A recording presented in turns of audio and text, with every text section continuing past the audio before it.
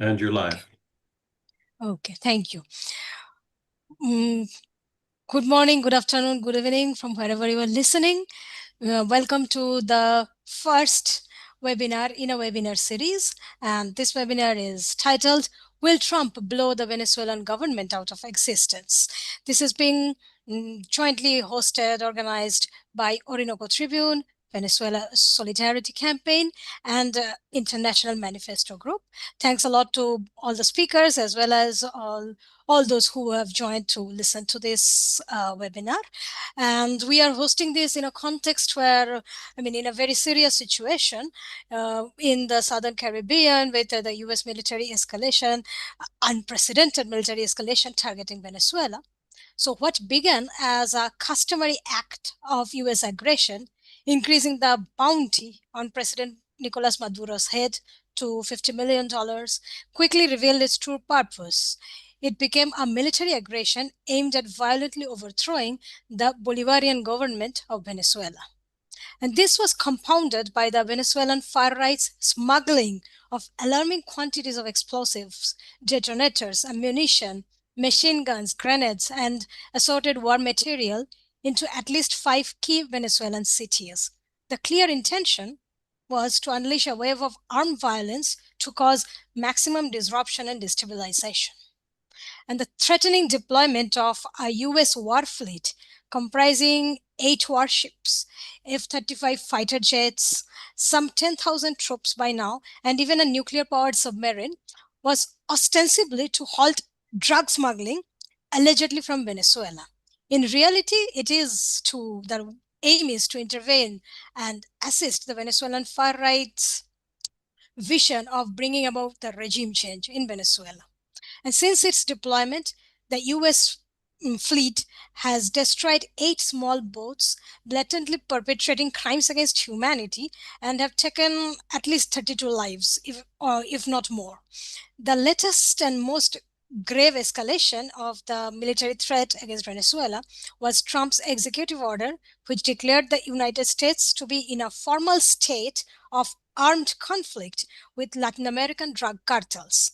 This provides a pretext for the US military forces to launch attacks inside Venezuelan territory. And all of this is based on a fabrication, a lie. It is the claim that the Venezuelan government has shipped hundreds of tons of cocaine into the US in operations led by the Cartel de los Soles, a drug cartel that does not exist, and which the United States government claims is led by the president of Venezuela. And in addition, following the absurd decision of the Nobel Committee to award the Nobel Peace Prize to the coup-monger far-right Venezuelan politician Maria Corina Machado, who has openly called for a military invasion of Venezuela, this webinar will examine the growing threat of US militarization in Venezuela as well as in Latin America, and how Venezuelans are responding to this threat of invasion. So our first speaker is Carlos Ron, and thanks a lot, Carlos, for joining. He is was formerly the Deputy Minister of Foreign Affairs for North America, for Venezuela, during 2018 to 2025, and the president of the Simon Bolivar Institute for Peace and Solidarity Among Peoples during 2020 to 2025. He holds a BA in Latin American Studies and a postgraduate in International Relations. Thanks a lot, Carlos, for joining, and you may start speaking about your part. Well, thank you very much, Sally, and thanks everyone for joining us today. For us, this is very important. I'm here in Caracas, Venezuela, and I want you to know that speaking as a Venezuelan, we are very concerned of what is going on. At the same time, we know that a lot of the pressure that the U.S. is placing on us at this moment is also part of a side ops operation, where they're trying to make the Venezuelan people panic. But besides that, they're trying to make the Venezuelan military break and turn against the revolutionary government, something which has not been successful now and which has not been successful in the past. I think one of the things that has consolidated in Venezuela is precisely the civic military unity, and the notion that regardless whatever differences we may have internally as Venezuelans, this is something that we have to solve internally, but not something that we need an international intervention, and even less a U.S. intervention. We know the history of over 200 years of aggression and tension in this region because of U.S. interventionism. So it's one thing that we completely reject, and I know I speak for most of the Venezuelans, with a great majority of Venezuelans, even those who do not see eye to eye with us in developing and deepening the socialist project. What I wanted to share with you today is that when we an effort we should do an effort to understand the context of this in a broader sense. Uh, we know that Venezuela has been under hostility for the last 26 years, ever since we decided to create a revolutionary project that was going to take its own route and break from the dependence of Washington, for instance, from dependence not only economically, but also politically. And that has been, of course, a source of trouble for the US, for antagonism, but also because we sit on the largest oil reserve, the largest proven oil reserves in the world. We sit also with vast majority of resources that are coveted by imperialism. And at this point in time, we see that the United States has realized that the hegemony it had over the past few years after the end of the Cold War, precisely the hegemony it had over resources, control, the hegemony it had over technological development, even the hegemony it had over the financial architecture are now being questioned, and there is a serious change in the world. We see, if not, if we cannot say maybe that the multipolar world has arrived, or the pluripolar world, like President Chavez used to say, if we can't say it has arrived, we are seeing the beginnings, and we are at a point where we know that process is irreversible, and the United States knows this as well. So, in this context, it has realized that it's not making progress in its aggression and its in its tensions with Russia, or its tensions with China. It has now embarked, especially since this new Trump administration, it has now embarked on a sort of restoration of American dominance, of U.S. dominance over the American continent. And this is something that we have to be aware about. I know, of course, Venezuela is a primary target in this.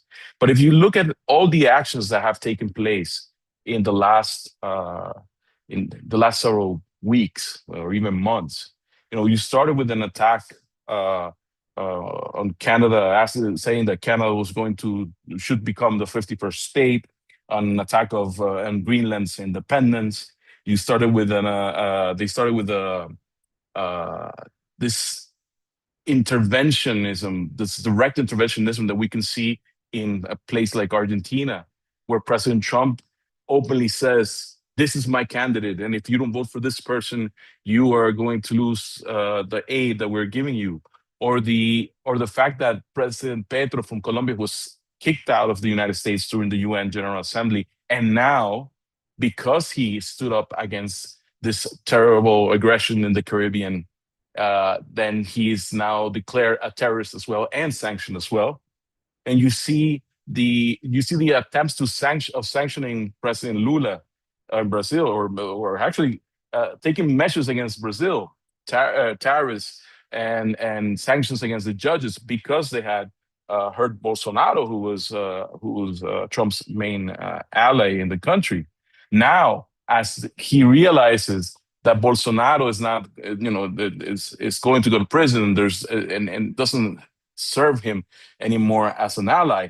Now he's trying to come and find some deal and make some deal with President Lula. They just met a few hours ago. So you see what Trump is trying to do. I could go on with many more examples, but I want you to see that the context of the aggression against Venezuela is a context of restoration of U.S. dominance over the whole region. And the fact that the narrative has changed on Venezuela in the last few months. There's no longer, when you see the official narrative, there's no longer any concern about democracy or human rights. That became a forgotten side issue.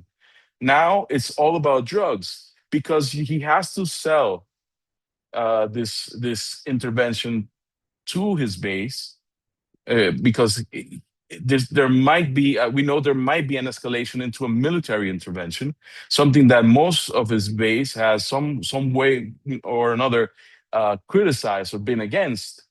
This idea of endless wars, the one bring the troops away from endless wars, stop wasting U.S. resources on endless wars.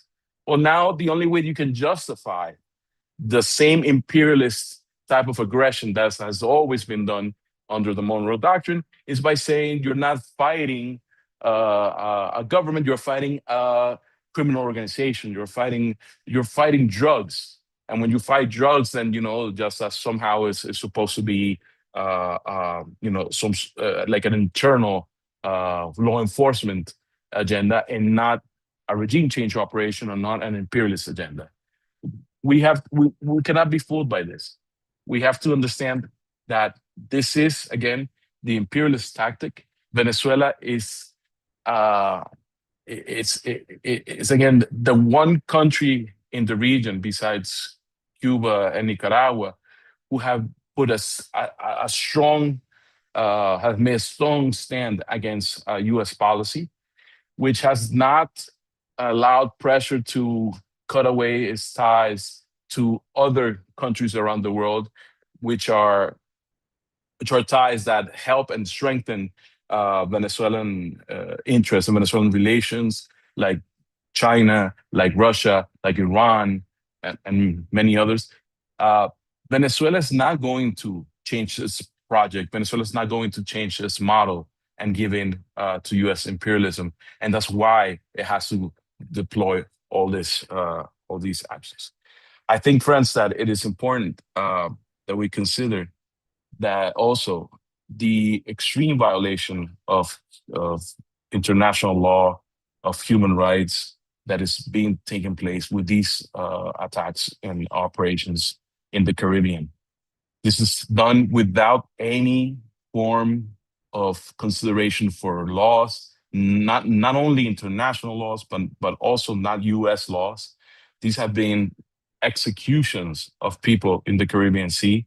There have been no explanation, no proofs given, and even if there were proofs given, there's no operation, no drug operation around the world involves the murdering or the killing of people without at least some sort of trial or some sort of legal process. So this is something that when we come out and we denounce this, and we've taken this to a different international forum, but in particular to the United Nations, we say this because it's not only going to be an aggression on Venezuela. We're already seeing that it's an aggression on the people of the Caribbean.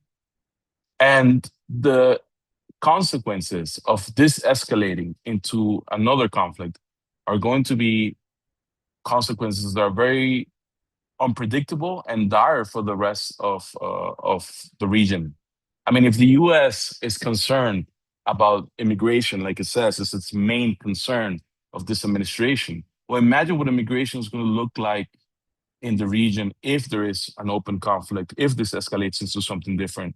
If the United States thinks that or believes that stability is of any importance, imagine how the economies, how everything is going to be destabilized because of a military intervention. So in at any other moment in time, we may think that this is bluff. Um, But we also know the history of the United States, and we also know the history of interventionism, and we know that right now it, it's um it's acting as a desperate hegemon that is losing its power. So we have to, we have to be aware of this, and we have to raise consciousness, especially within the United States. I think there's still a lot that can be done. There's been a lot of voices in the United States that have questioned these military attacks. There have been a lot of voices that have questioned this whole narrative of the Venezuelan government being criminalized, like gangs or drug trafficking. There's questions of within Congress and other places, and I think there must be a joint effort, not only with the people within the United States that are anti-imperialist, but with people in all around the world that that want to defend peace and want to protect the world from another type of imperialist aggression in our region. My friends, I thank you for this opportunity. I thank you for always being in solidarity with Venezuela, because I know you do a lot of work for Venezuelan solidarity. I've seen many of you do this, and we can only be grateful and proud of the work you do. And I just want to let you know, everyone here in Venezuela uh, is ready to defend the country against aggression. We do not want war. We have never sought it, and we know this is a terrible thing. We don't even want to think about this. But you must understand, we are a nation that we are proud, and that we want to defend our freedom. We want to defend our independence, and we want to defend our right to make our own decisions. We're not going to be intimidated by the terrorism that is going on by the US administration in the Caribbean. And you can always count with the Bolivarian Revolution to be in solidarity with human, all the good causes of humanity around the world. Thanks very much. Okay. Thanks a lot, Carlos, for this, providing the context in which this aggression is taking place. Now, our next speaker is Sira Pascual Marquina. She is a member of the International Communal Democracy Network, a co-author of the book Venezuela, The Present as Struggle, Voices from the Bolivarian Revolution, published by Monthly Review Press. She is also part of the Venezuelan Analysis Collective, and she is going to speak about the US military escalation against Venezuela and the Venezuelan preparation and response to these threats. Okay, Sira, thanks a lot for joining us. Thank you, Sahili. Thank you for all of you folks who've made this space possible, and for everybody who's there listening, because it is very important right now to really try to understand what is going on here in Venezuela, and in really this situation that really attempts to reconfigure the continent. So this is a concern not only to the people of Venezuela, but of course a concern to the people of Latin America and around the world. So solidarity, as Carlos was saying, and mobilizing against this military buildup is very important.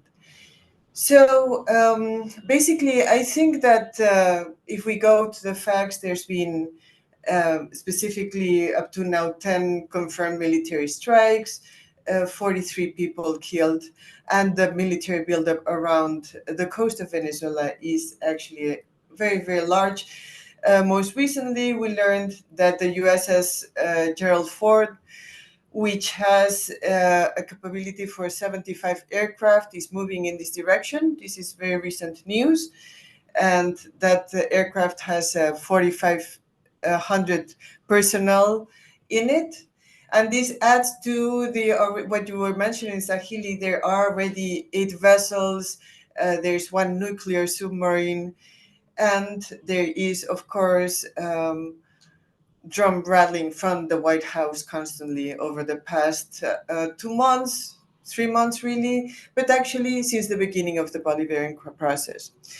One of the things that I wanted to mention is that when people often ask, how are the people of Venezuela actually living the situation? and it actually goes to your question, to the question that you were sending this. And the truth is that the people of Venezuela are extremely calm, of course, preparing. Uh, President Maduro has said that in a situation of maximum pressure, what there has to be is maximum preparation. And we see this through actually the mobilization of the Bolivarian forces, the army, but also the militia. Millions of people have inscribed in the militia, but not only, and this is voluntary, this is very important to say, millions of people have voluntarily inscribed in the militia, and they are actually preparing to defend the patria, to defend the project, to defend Venezuela and its sovereignty. So I think that that's very important to understand that we have this situation that is combines on the one hand preparation, very organized preparation by the people and by the army, but on the other hand there's also normality and a relative normality. For instance, recently schools opened and all schools around the country opened their doors and millions of kids went back to school. Just that's just to put an example. If you go out of where I live, if you go out to the street, you will see people organizing, people just going about their daily chores. If you go to a commune, you will see people meeting in assemblies, but also in the commune, you will see people preparing for the defense of the project and for the defense of the Venezuelan people. So I think that it's important to understand how people are living it. And one of the reasons for that is because, as I was saying, actually, since the very beginning of the Bolivarian Revolution, there has been a war against this process. Of course, it is true that this is a moment of intensification. There's no doubt about it. We have never had a military buildup of this magnitude around Venezuela, actually, and in the continent for more than 30 years. So this is a situation that is new in itself because of because of the military buildup itself, and because actually Venezuelan fisherfolk are being killed. I mean, let's not forget this. We oftentimes talk about the attacks on vessels, but people are Venezuelans and of course Colombians and people from Trinidad and Tobago are being killed in these attacks. So this is already. I don't know if we can still call it a low intensity war when we are facing what we are facing. Um, it is true too, to put this in context, that the aggression against the Bolivarian process, we could say that one moment of intensification was the coup against Chavez in 2002, a coup in which, of course, the US embassy and the Spanish embassy are well documented to have participated. Um, but and then we lived other moments of intensification with Chavez himself, including paramilitary incursions into Venezuela. But since the passing away of Comandante Chavez, there has been indeed an escalation, a constant escalation. We do not need to go through all those moments, but we could, in addition to, for instance, talking about 2015, when Obama declares Venezuela an extraordinary threat. Then there are other military incursions. There's the self proclamation of Guaido, which may seem like a joke right now, but it really was. I mean, he is a joke, but when it was happening, it wasn't a joke at all, and it really put a very tense situation. On top of that, fascist guarimbas, which happened in 2014, 2017, and of course also fascists coming out after the July 28 elections, coming into the streets and killing, for instance, very shortly after those events happened, two Chavista women for their organization in the defense of the project, of their electoral process, and of the food distribution that they were in charge of. So we see, on the one hand, of course, the operation, the imperialist operation, but on the other hand, we see a relative situation of calm internally, and this is very important, as Carlos was saying. This has a psyop. There is a psyop component to war. So it is actually very important that the people of Venezuela are actually calm, of course, in in political spaces. There's awareness of the situation in the street. There's awareness of the situation. Nobody wants there to be an attack that I've ever heard of.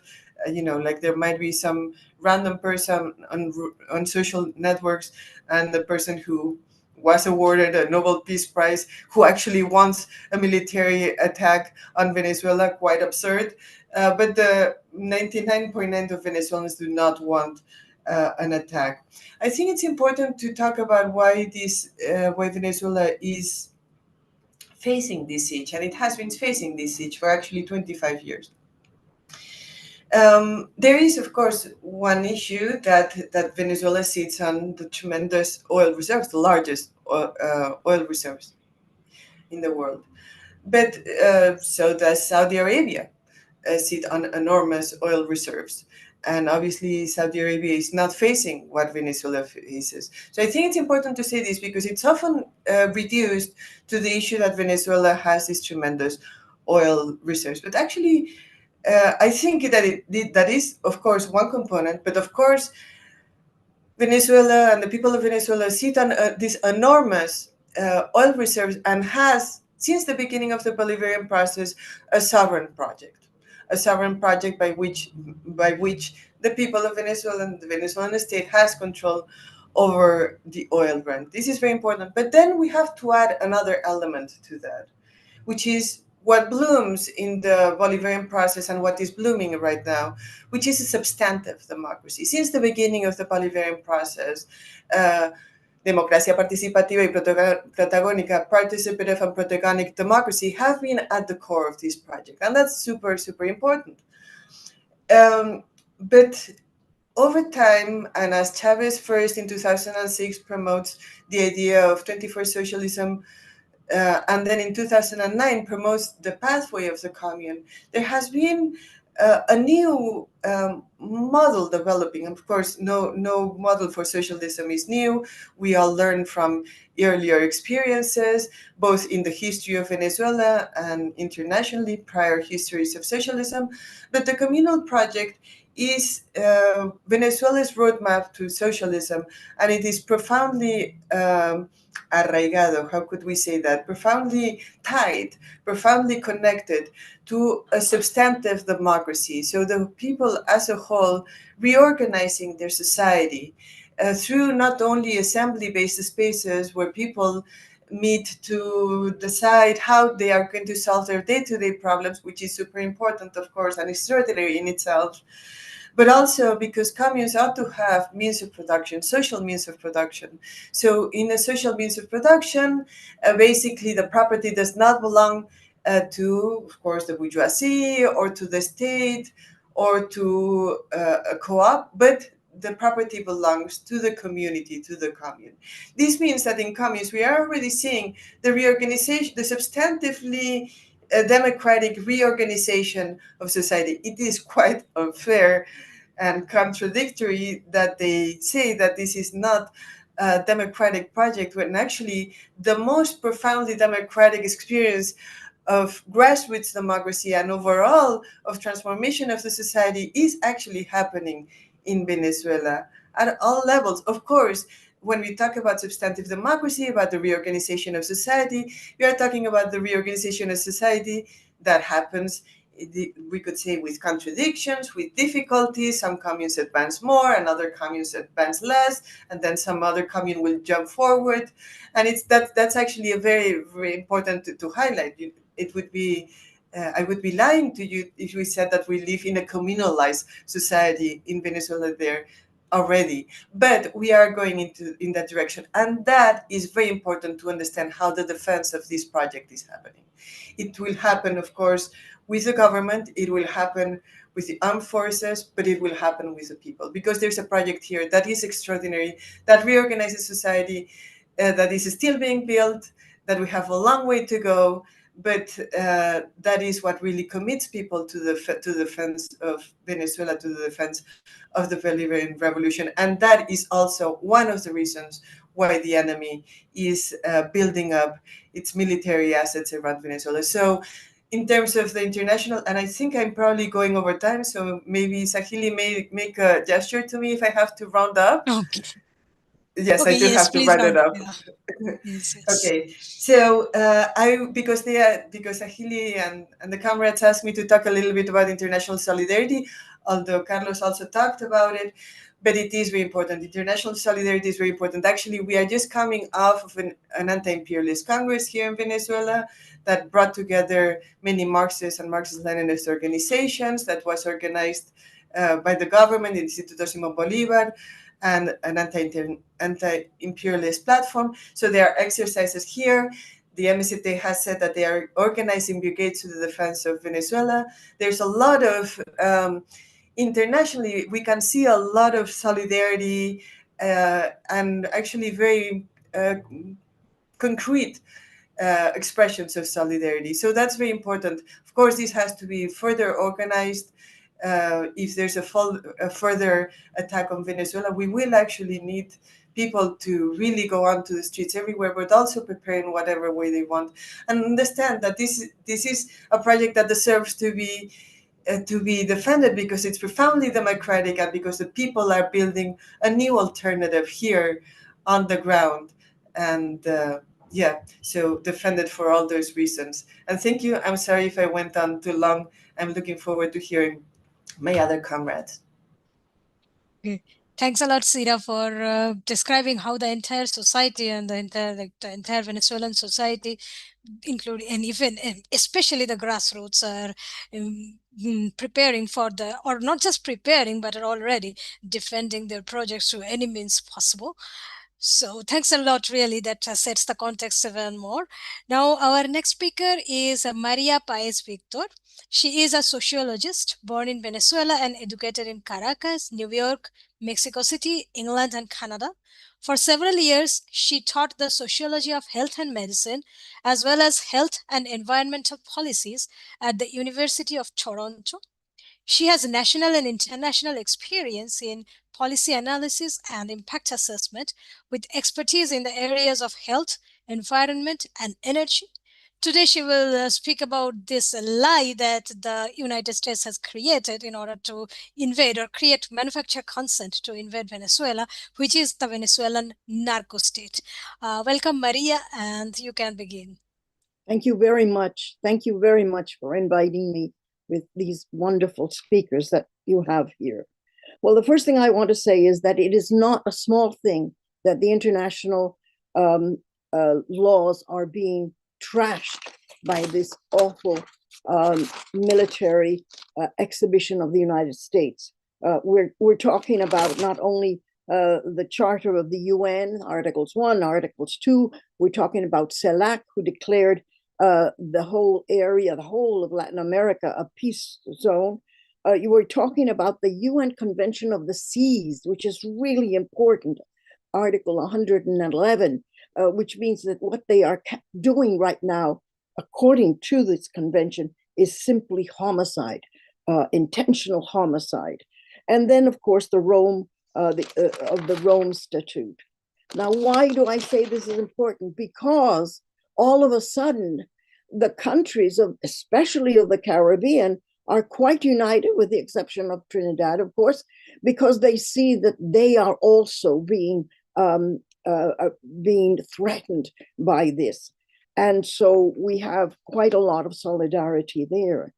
The solidarity that has come is quite amazing. For the first time in 25 years, I am looking at articles in the mainstream press that are, I wouldn't say that they are sort of cheering Venezuela, but certainly much more on Venezuelan side, because they see this appalling a break of order, really. The United States simply killing people. And one of the things that I have to underline with respect to this is that Venezuela has right now a wonderful solidarity, not only of the Caribbean, which are small countries, but of Mexico, of Colombia, and of Brazil. And if you are thinking that you are going to invade Venezuela when the surrounding countries are not on your side, then you better think again of what's going to happen to that invading military. So one thing that I sort of believe is that the captains of those ships should also be indicted when we indict, the Washington players such as Rubio and Miller, along with Trump. The captains should be told that they also are going to be on the dock accused of crimes against humanity and war crimes, because since Nuremberg, the following orders excuse doesn't fit. And I think this is a very good moment to say that. Why? Because there is a fracture in the United States military, something that I had in my lifetime I'd never seen. That awful harangue that the joker of Ministry of War, so-called, and Trump did to humiliated their top military leaders. I've never seen this before in my life. I don't think anybody has. Really fractured US military. So they're very unhappy about this.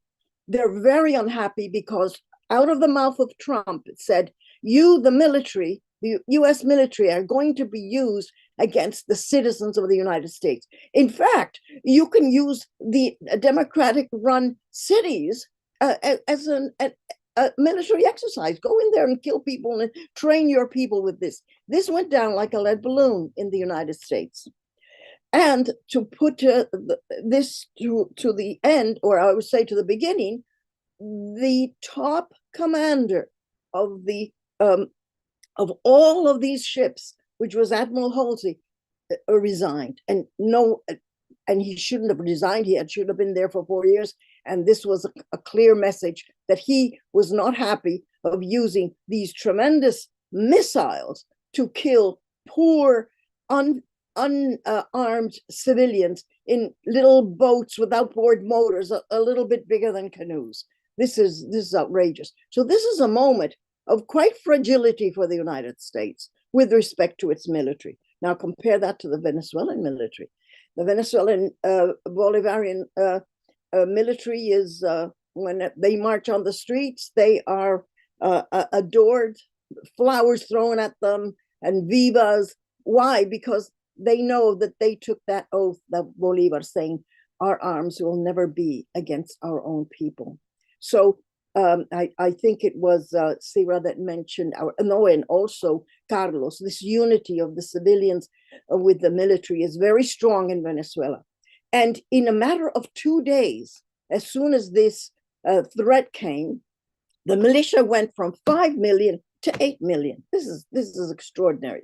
It's funny because my very old elder sister, who's in her 90s, said, oh yes, if they come, I'm going to go out with my little kitchen knife.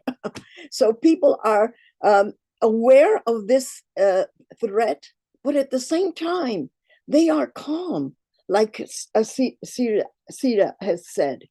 They are quite confident in all the preparations that the government and military have done for their defense. The other thing that I think it is very important to point out is that, well, first of all, remember the Bay of Pigs and remember Vietnam. Just because the United States has technological superiority, obviously they do, but with a fractured civil society, because the United States right now, as you saw, 7 million people on the streets protesting, and this fractured military, vis-a-vis a country that is so united. Hinterlasses, which is the foremost pollster in Venezuela, says that, well, it's 94% of Venezuelans who reject this invasion or threat to invasion. And also about 87, 88 support, indicting people who support this invasion. But I would say that one of the great things that Venezuela has had on its side is its superb diplomacy. They have worked incessantly to obtain the backing of the majority of the countries of the world. The Venezuelan ambassador, Samuel Moncap, twice has been elected and is right now the vice president of the General Assembly of the United Nations. So if Venezuela is attacked, I don't mean this in a bad way, because poor Hussein, but Maduro is not a Hussein. There will be people coming and countries coming to Venezuela's aid and individuals to help, because it is obviously such a one-sided and obvious, I would say, disruption of law and decency.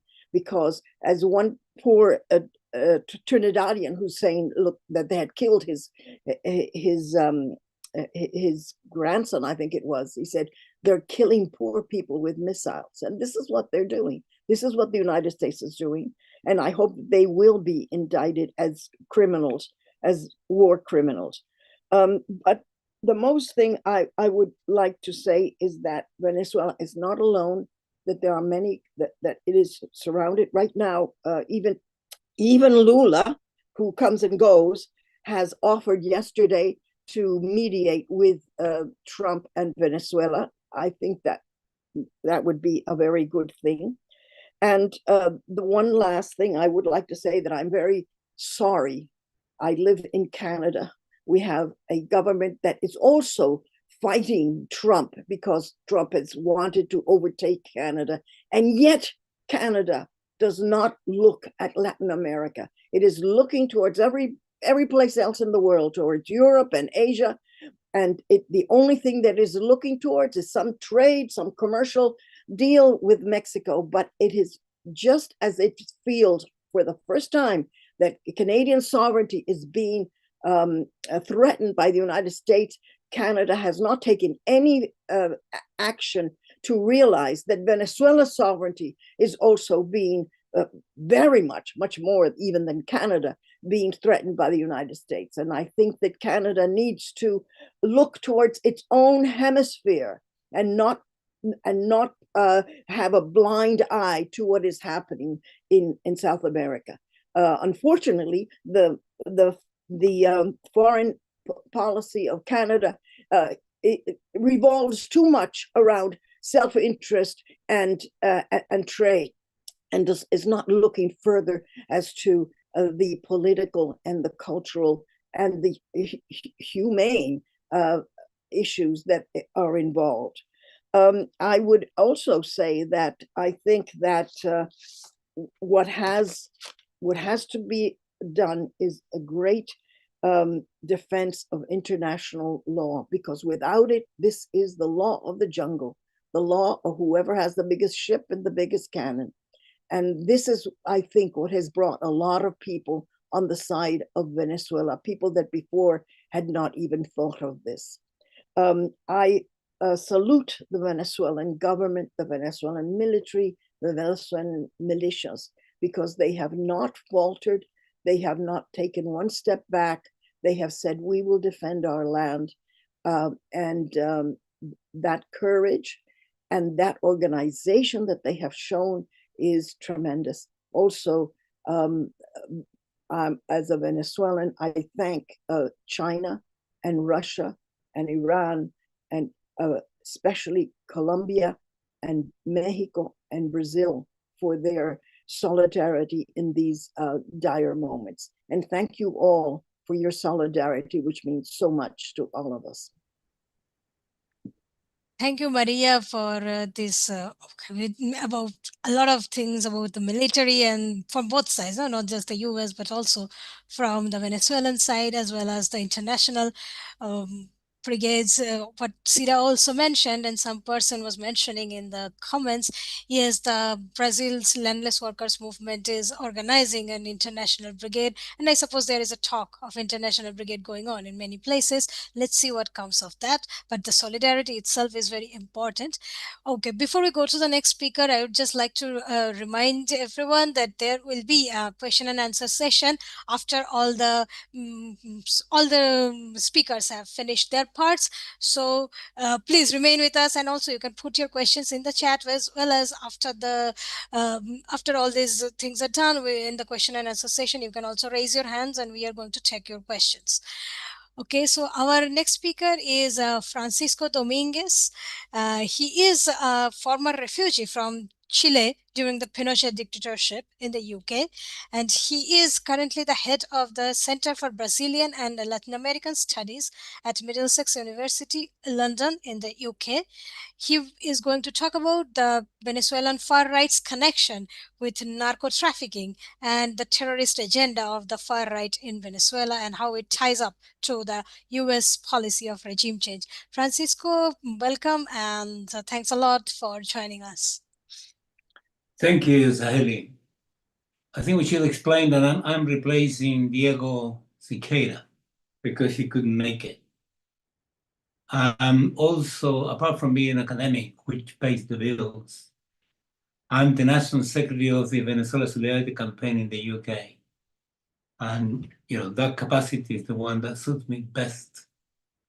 Now,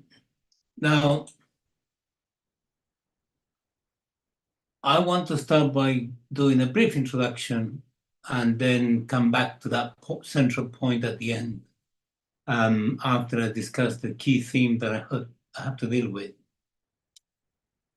The United States faces severe decline. There is no question about it.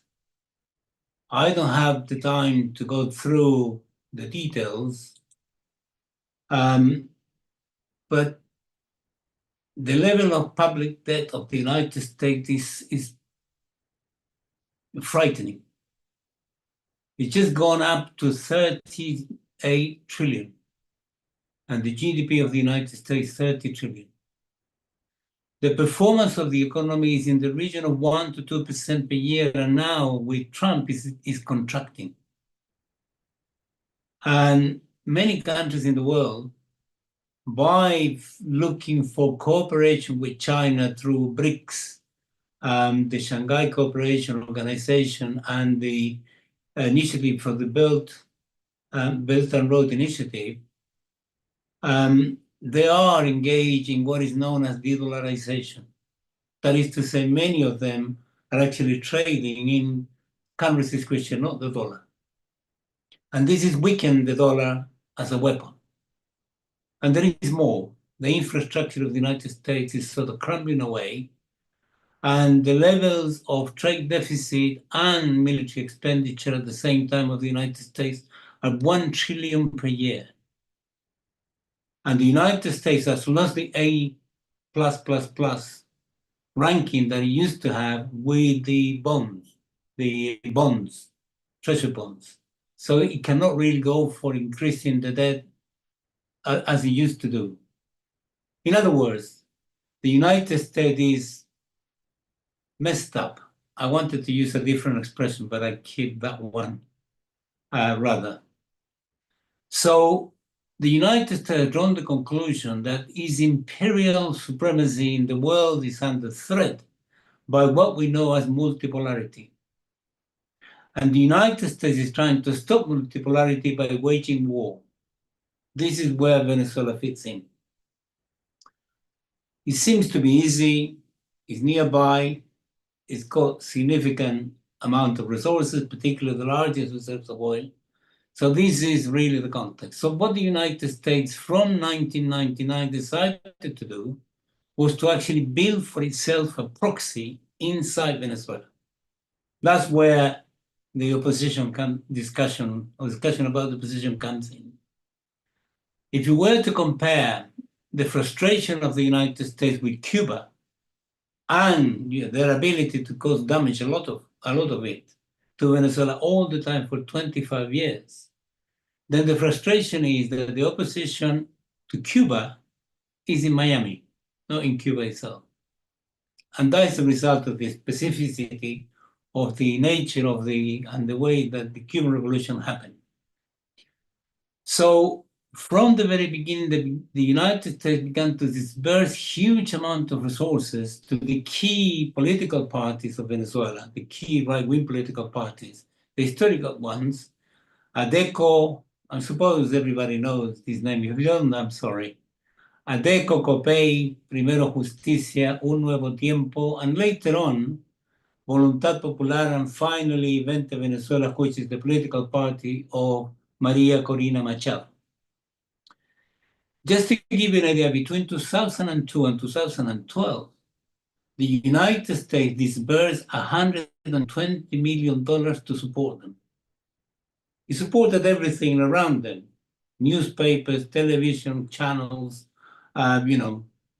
paramilitaries, the political parties, you name it, they did.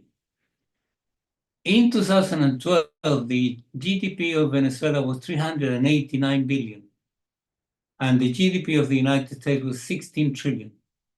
That is to say, the United States was significantly larger. If you were to compare or bring it proportionally, increase the $120 million to the size of the US economy, that would amount to something like $5 trillion. Can you imagine?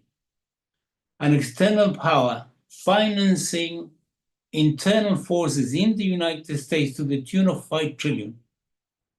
You can imagine what the United States will do against such a foreign power. This is what the United States has been doing. But it is important to understand a qualitative development regarding this financing and regarding this support. The United States does not only finances the Venezuelan opposition, this extreme right, it owns it. In other words, it purchased it. It does whatever the United States it tells them. They haven't got any autonomy. They haven't got any political autonomy of any kind whatsoever. So anything the opposition does and has done and will continue to do depends totally on decisions taken in Washington, not by them. Therefore, and this is a sort of interesting dimension of the whole business, the failure of the opposition in Venezuela is the failure of the United States' inability to really develop the right tactics or the right strategy. And the reason is the United States is obsessed, and I mean, what people call the deep state, which is a term that I don't like. But we're talking about the CIA, the National Endowment for Democracy, and a few other shady institutions. They're obsessed with overthrowing the government of Venezuela violently. They prefer violence. Normally in the past, I've been around for a while. In the past, the United States preferred to do things in a reasonable manner, and if it wasn't too expensive and were not too many lives lost, it would prefer that way. But recently, they decided to change the tune. And the reason why they want to do it violently, and that's the role of this opposition, is to ensure that there is sufficient violence for them to be able to engage in massive purge and the eradication, root and branch of what we call Chavismo, what Chavismo actually. They will do exactly the same were they to control Cuba. So just to go through very briefly, in 2002, with the coup d'etat, just to justify that this organization is a terrorist organization, these parties, UNTV is in different dimensions, so perhaps it doesn't apply completely to it, but all the others, David Split and so on. In the coup d'etat, they tried to assassinate Hugo Chavez 3 times. And snipers actually, as we know, fired on the crowds of the opposition and the government deliberately to create chaos. Just the deployment of the Metropolitan Police at the time, led to the horrible repression. In the 2004 recall referendum, about 10 people died because of the violence of the opposition. The CNE was attacked. Lucena Tibisay's house was attacked. Many other houses were attacked. And the intention was to actually set them on fire. In 2006, for the constitutional referendum, they mobilized the students and they were extremely violent. And they were organized and deployed pretty much as in the color revolutions in Eastern Europe. In 2002, there was a coup attempt with a plane that was deployed from Colombia, of course, at the time. And the intention was to actually bomb the presidential palace with the president and everybody else inside. And at the time, the Human Rights Watch, part of the human rights industry, brought forward their their annual report on Venezuela 5 months in advance to make it coincide exactly with that coup attempt. And of course, Chavez expelled them from the country, immediately, which was the right thing to do. Then later on, from about 2008 to 2009, the Venezuelan far right began to build strong connections with narco trafficking, and that helped their terrorist agenda. In 2008, there were municipal elections, and the opposition won in San Cristobal, in the state of Táchira, and in Maracaibo, in the state of Zulia, which are borders with Colombia. And that's when they made strong connections with the paramilitaries and the narco-trafficking gangs and so on in Colombia. Remember, this is a period between 2002 and 2010 when Uribe was actually the president of Colombia. And of course, as the president, he facilitated this massively. Then they had other opportunities, especially in 2013 for the election when President Maduro won by a small margin, and they unleashed a wave of violence, which was so horrific. They tried to set everything up on fire. They attacked, the health centers, they attacked Cuban doctors, they attacked houses, and the result was 16 people died because of their violence. In 2014, with La Salida, which people wrongly, in my view, translated as the exit, actually this should be the ousting of the overthrowing. Again, they unleashed for literally 3 months, if not longer, a wave of violence in key places where they attack ambulances, hospitals, children crashes, everything they could. And the consequence was 45 people dead. In 2017, for the Guarimba, 217, they did exactly the same, but it was much, much worse. The level of violence were unbelievably worse. And the consequence on the research I've done, 147 people died violent because of them. They even went around burning people alive. They set up 9 people alive, on fire, alive. One of them died really horribly. So in 2018, when President Maduro called for the Constituent Assembly, the special one, they deployed their thugs, trying to stop people from voting violently. All of this has been suppressed in the international media, of course, all the time. And in the cases of the violence, the mainstream media, not to name any guardians, of course, they glorify in long articles with huge amount of photographs, they glorify this violence. And they presented this as rebels that were fighting for democracy, and the right-wing opposition was presented as beleaguered Democrats that were fighting against authoritarian dictatorial government. That was the narrative. In 2019, and this is an important one because they tried to, ratchet up the intensity of the violence, the Cucuta concert. They mobilized Chilean President Sebastián Piñera. Certainly the government of Colombia was involved, paramilitaries from Colombia were involved, the police of Colombia was involved, sections of the army were involved, and they tried to force through military means food to bring to the supposedly hungry, desperate people that President Maduro did not want to feed. And the intention was to go in very heavily,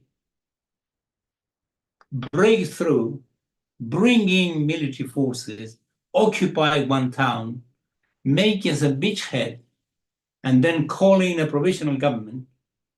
They had Juan Guaidó already in place. That was the purpose of the interim government. And then fabricate some sort of attack on this provisional government from this position, and then call on international support to defend the democratic government that's just been installed in this particular place. And of course, the United States will respond immediately. This failed, thankfully, But the purpose of it was absolutely nasty, really disgusting. Then, in this period, is when we saw the pictures of Juan Guaido taking pictures of himself with key people from Los Rastrojos cartel, a gang of paramilitaries and narco traffickers. The DEA, the Drug Enforcement Administration, is right there in Cucuta. It's got offices, it's got a section, a building there, and they haven't done their job they were supposed to do. In fact, since 2009, when the Defense Cooperation Agreement was agreed with the United States to install 7, if not 10 military bases to combat drug trafficking, by this time, 2019, the amount of cocaine production and the amount of coca cultivation in Colombia itself have grown by 30 to 40%, according to the DEA itself. My sense, and from the reports I've been able to read, the DEA was protecting, contributing, helping, the drug trafficking from that area. Then in 2020, there was the mercenary invasion. I was not very happy at all when people, journalists, including from our side, called that the Bay of Pickles, because actually that did not, project the real intention. The real intention, according to themselves, was actually go from La Guaira all the way to Maiquetía, the airport, take it over, over the presidential palace, assassinate everybody, including President Maduro, and all the high command, military and political, of the Bolivarian revolution. And then they've been given some immunity promised by Juan Guaido in the contract that is online. And Piglet Bay. And then the basic point was to actually give them the power, the legal power to actually purge the whole society from any possible resistance. So it was really nasty. Thankfully, it also failed. And then in the last few months, we have the terrorist plots that involve, Maria Corina Machado, Colombia drug trafficking, and so on. During the 2024 election, I was there, and they organized violence, and there were 2 armed attacks on the presidential palace and the National Electoral Council, armed attacks. And the intention was to actually go in and eliminate the president and, of course, proclaim Maria Edmundo Gonzalez as the president who had claimed victory a few minutes ago, if not half an hour earlier. So everything they have done, absolutely everything was this. And the latest one is this one of the deployment of the fleet. I want to put that in a different context, if I may, Saheli. Yeah, try to, round up, please. Yeah, everything started with the increase of the bounty to 150 million on the head of President Maduro. That was the first one. Then the Minister of Interior discovered a huge amount of explosives, grenades, ammunition, and so on. And he said it was a scary amount. Thousands of explosive detonators were discovered. The idea was to actually create, as it was already reported, a huge amount of turmoil inside Venezuela. And then after that, the war fleet was deployed. In other words, the war fleet was deployed to assist internal rebellion and insurrection that was being organized. And then that was foiled because the government was acted more quickly. So the final point I'm going to make is terrorism continues to be openly encouraged by the United States, by these characters. I don't want to make any proposal about what to do with them to the government. That's the government decision, but I know what I would like to do myself. Openly encouraged Marco Rubio and Rick Scott, senators from Florida, Republican ones, actually put forward a bill which is known as Stop Maduro to increase the bounty to 100 million to bring it to the level of what Eric Prince, the most important or most famous or most infamous mercenary of the United States, actually require in order to do the job. So this is what we have to do. In other words, this is the moment really seems to me to actually expose completely with every possible detail, the nature of the opposition and the nature of the operation the United States trying to do with opposition inside Venezuela. Finally, I just want to, if I may, we managed to actually put forward to get publicized a statement from the Venezuela Solidarity Campaign regarding a petition to the UK government to not participate in any way whatsoever, to be complicit in this operation by Trump and company against Venezuela, which was published by the Stop the War Coalition, which is one of the biggest social movements in the UK. So if I can put the link in the chat, if that's okay, I will do. Thank you very Yes, much. please do. Viva Please. Venezuela, never ever give in. Thank you. Okay. Yeah, please put in the link to that article. We also at Orinoco Tribune, we have published the article from, or maybe we are going to publish, I don't really know. I saw it somewhere.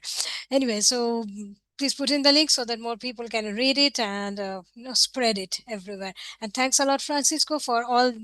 I always say that it is non-exhaustive. Whatever we say, it is a non-exhaustive list of all the terrorist attempts that the far right, terrorist and narco attempts that the far right has been making in Venezuela.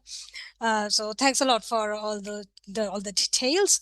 Now our next speaker is Ricardo Vaz, who joined the Venezuela analysis staff as a writer and editor in 2018. His main interests are the sanctions, popular power organizations, and the corporate media coverage of Venezuela. He is also a member of grassroots collectives, Tatui TV and Utopics. Thanks a lot, Ricardo, for joining us.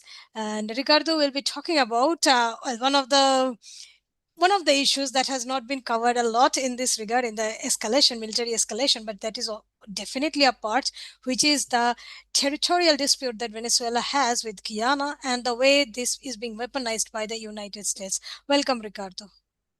Thank you, Saheli. Thank you so much to the organizers for putting this very important event together. Actually, the situation has escalated significantly since the event was put together, and the President Ciro was mentioning before that now there's an aircraft carrier with its strike group headed towards the Mediterranean, and so it's very important to do this. And I'm also very pleased to see so many people here, also some familiar faces and names that I have been fortunate enough to run across over these past few years. So before talking about Guyana, just a small thing. I mean, I have the advantage of going after many great speakers who have already laid out a lot of the context, but just something to make explicit. When we talk about the quote-unquote narco-terrorism narrative, people have already said that this is completely unfounded, but it's important to also include the counterfactuals. So all the reports that have ever been produced on drug trafficking in Latin America completely contradict this idea that Venezuela is a major player in drug trafficking. Of course, the Trump administration is permanently divorced from facts, but when it comes to activism, it's important to be armed with this so we can tell people that this is a completely manufactured excuse to justify this military buildup. So, for example, the United Nations Office on Drugs and Crime has consistently shown that most of the cocaine that is produced to a large extent in Colombia and to a smaller extent in Bolivia and Peru, it goes to the US via the Pacific and via Central America. And I mean, you can decide if correlation is cause, but it goes through the countries where the DEA has historically had a strong presence. And then there's a smaller fraction that goes through the Caribbean, and through the Eastern Caribbean, through Venezuela and Trinidad, it actually goes through to Europe and West Africa. I mean, not to mention that these small speedboats would need to refuel 20 times if they were to ever get to US shores. So that on one hand. There's an article on Venezuela analysis that I mean, it's also been republished elsewhere, from Pino Arlacchi. He's an Italian former director of this United Nations Office on Drugs and Crime, and he explains how this narco-terrorism narrative is completely unfounded. It's something that's actually been recurrent in the US discourse and the media discourse, something that's been reheated over time. It began with Chavez cooperating with the FARC, the Revolutionary Armed Forces of Colombia, to quote-unquote flood the US with cocaine, and then Chavez was no longer around, the FARC was no longer around, and so they just did a find and replace in these documents and brought these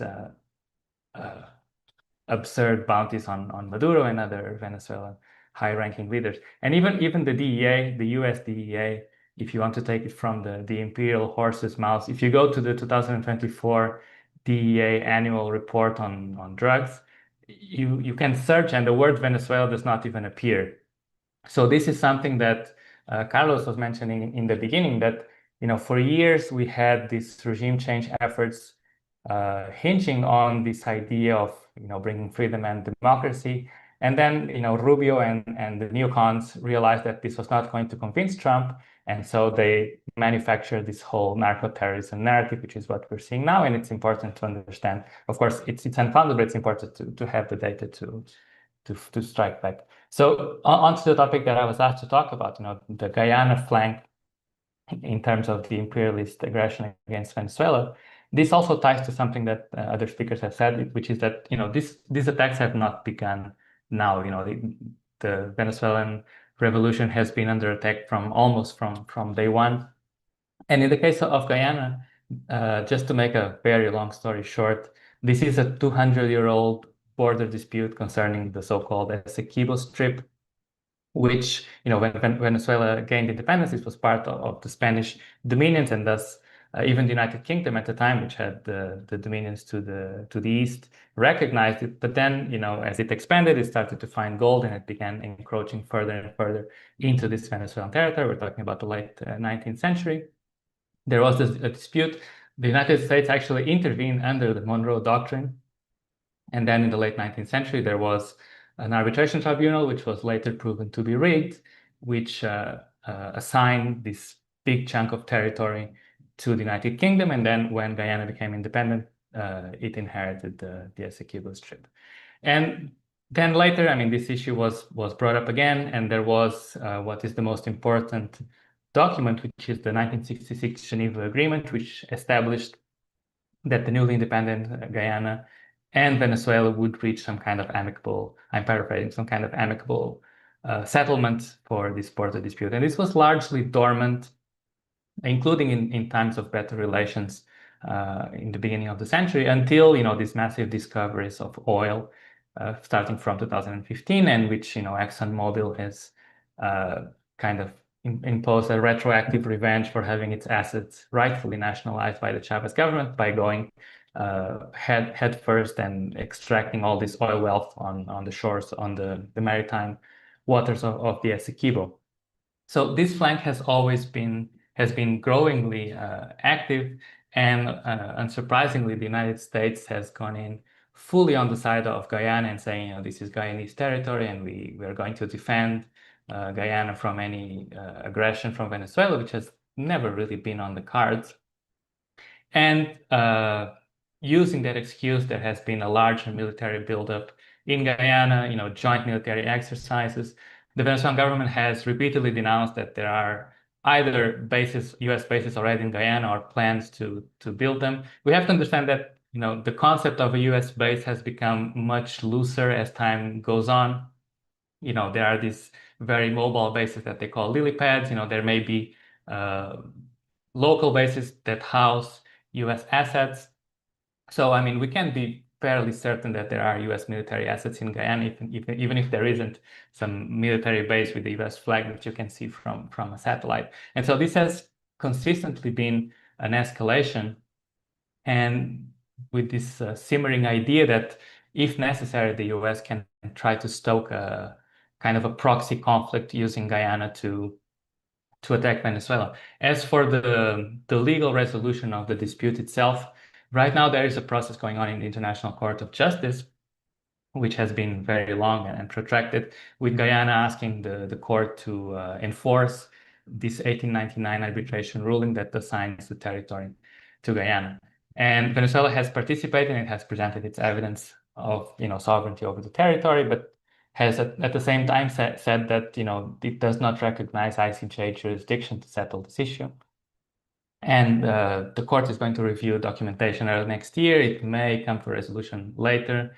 But in any case, this is not going to be settled. It's not going to be settled by definition because Venezuela is not going to accept a resolution that comes from the ICJ. But at the same time, given how long this is going to take, I mean, the US does not need it to be solved in order to do what it wants to do, which is, in this case, extract this massive oil wealth from the Essequibo waters.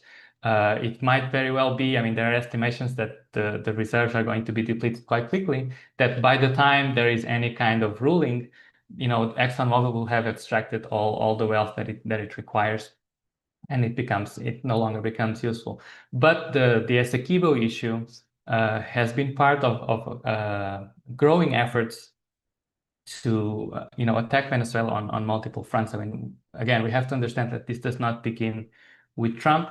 And right now, when we see this encircling siege in Venezuela, there's a very strong and growing US presence in the Caribbean. Just this weekend, there are military exercises going on in Trinidad.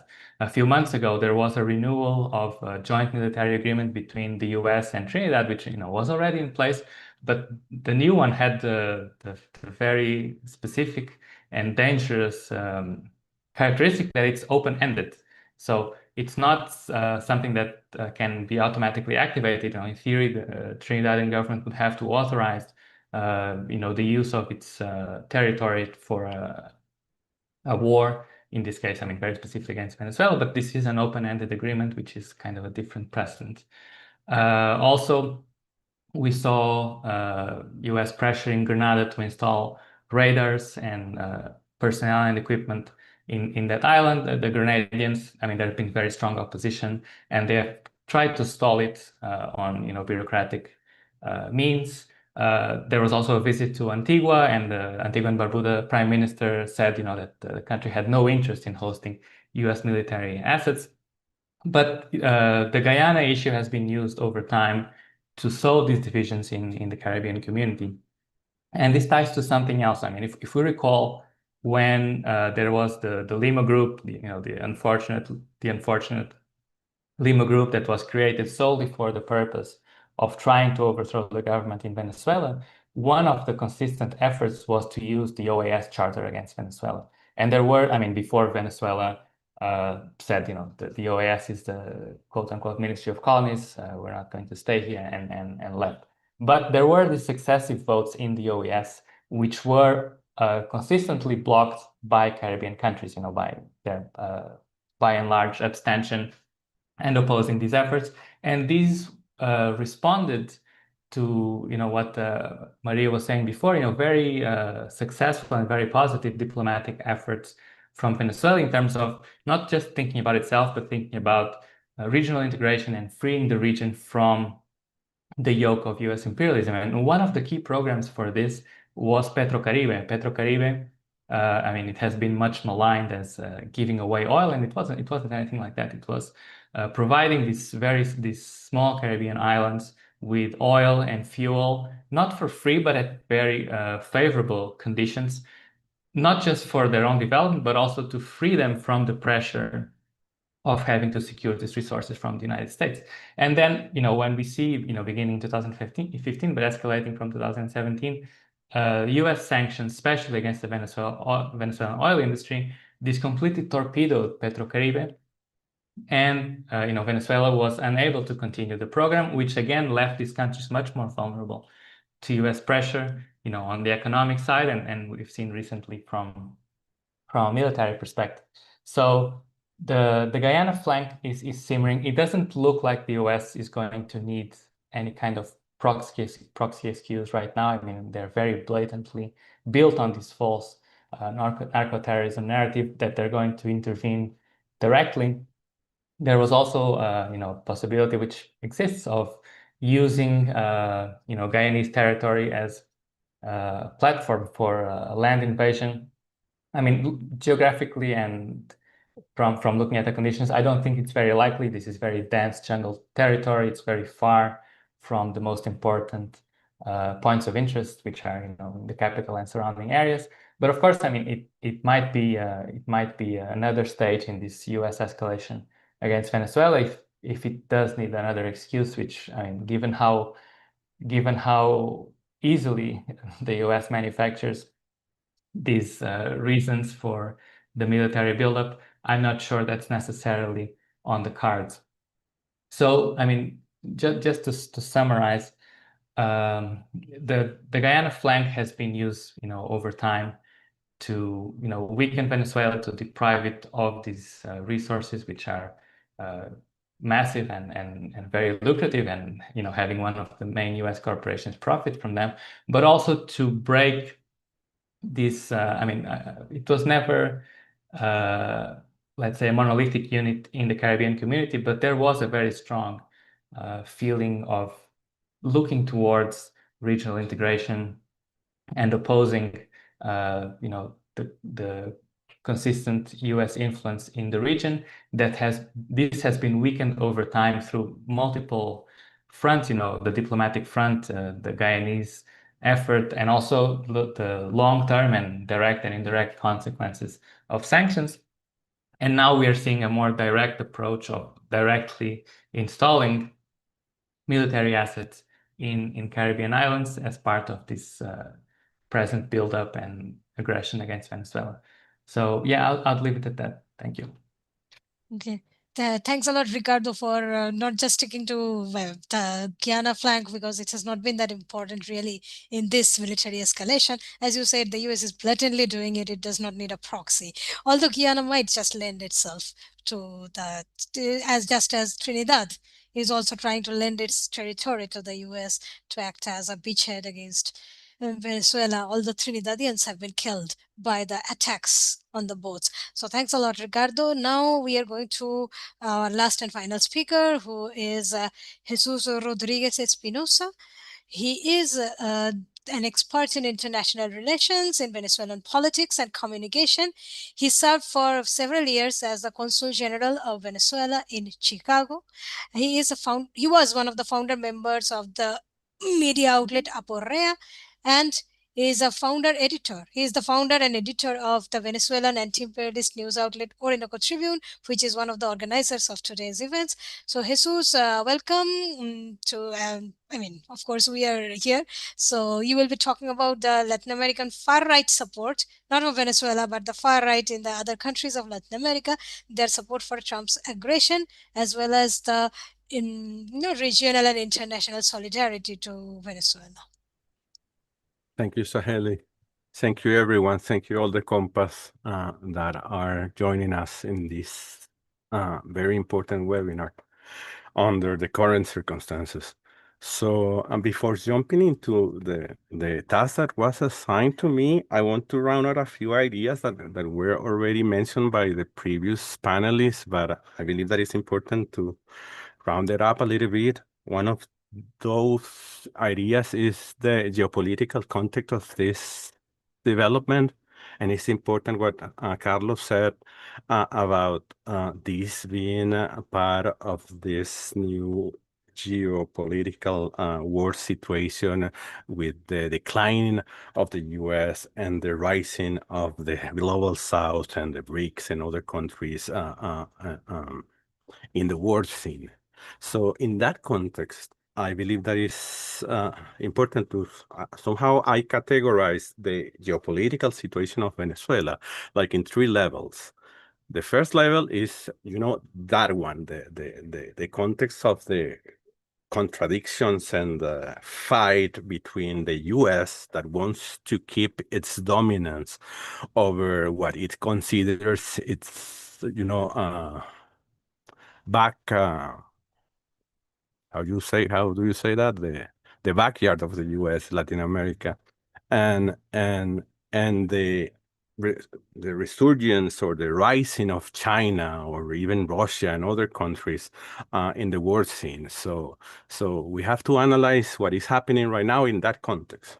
The US is realizing that it is weakened, and it is pointing its guns towards Latin America in order to secure the things that they have been considered for decades or maybe centuries, that is their area of influence. So that is what happening right now in the first level. The second level is a level of resources that is also interconnected with the first one, which is the reality that Venezuela is is a country with amazing natural resources. Well, the most important is the oil one. So that's the second level of the geopolitical context that is affecting the current situation.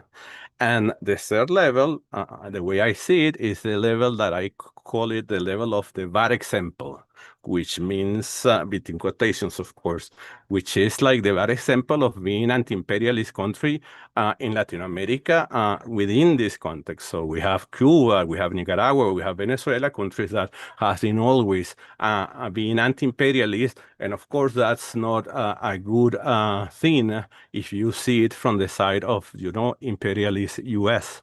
So those are things that I believe that is important to highlight, because that give you an idea of what is happening in terms of geopolitical issues.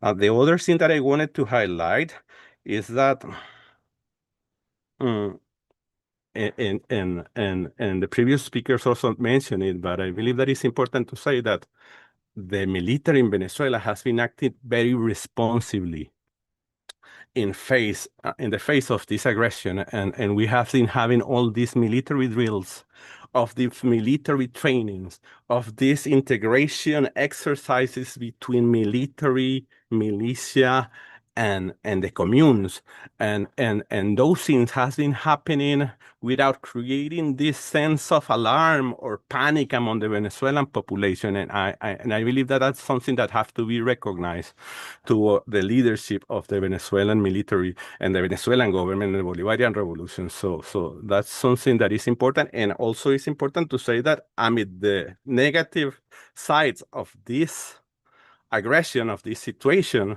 the current threat has been pushing the Bolivarian revolution and the institutions of the Bolivarian revolution. I'm talking about the military, the militia, and the communes, to integrate in a more in-depth way, and in a ways that we might not have dreamed of months ago. So what I'm trying to tell you is that because of this aggression, the level of integration and unity that has been raising among these three institutions that are key for the preservation of the Bolivarian Revolution has been reached incredible levels, and it's something that we have not talked too much about it, and it's important to highlight. The other issue that I wanted to highlight that Francisco mentioned is that far-right Venezuelan politicians are deeply interconnected with narco-traffic networks. And so that's one of the weirdest things that are happening right now. I mean, the U.S. is accusing Venezuelan authorities of being drug cartels or whatever, when in reality, the U.S. puppets in Venezuela are the ones that have clear linkages with narco-trafficking. I mean, and that has been proven in recent months with several, intelligence operations that has been carried, showing the connection of the far-right Venezuela with drug trafficking in Colombia, in Ecuador, and also with the DEA. So it's extremely important to see that as an important element to highlight. And another important thing is that that issue about the drug boat, the drug vessels, that we hate to call them vessels because they are actually very small boats that we don't know exactly what they are carrying, but the US say that they are carrying drugs, but those boats are not aiming to the US, first of all. Those are very small boats that cannot travel to the US without a very complex logistical apparatus. I mean, experts say that a small boat like those ones that has been struck needs like 20 full recharges if they want to reach the coast of Florida or the south of the US. So most of those boats were on their way to the Eastern Caribbean, mostly to Trinidad and the small islands in the south of the Caribbean. And usually from there, if we're talking about drugs do not go to the US. They don't. They actually, most of those drugs goes to Europe. So that's to give you a context of what happens in reality within the drug trafficking, situation. And all the speakers before me also mentioned that Venezuela is not is a marginal actor in this narco trafficking issue.